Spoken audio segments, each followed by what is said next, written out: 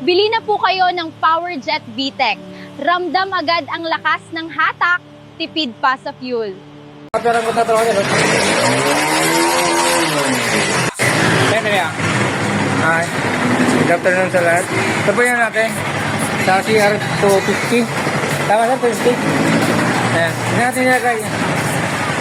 Walang mapaglag yan eh. Yan. May basbas ng may-ari niya. Yan na lang nilagay.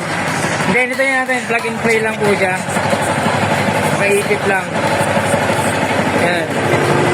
Ito po yung technology nga. Ito yung ano, sa mga ayaw magpabutas ng airbox, pwede yan sa mga sasakyan, sa motor. Then, check natin yung ano, surrounding panel nito. Pakinggan nyo na lang. May video na tayo kanina na ano, yung stock. Edit ko na lang sa video.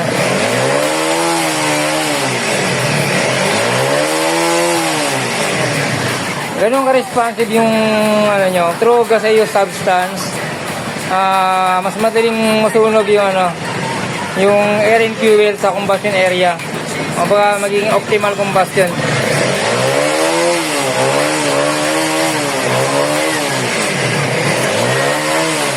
Ayan. Okay. Sagbay na lang natin.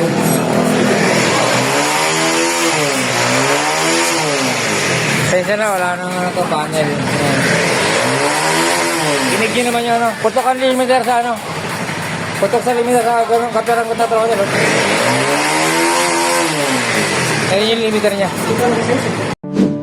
Bili na po kayo ng PowerJet VTEC. Ramdam agad ang lakas ng hatak, tipid pa sa fuel.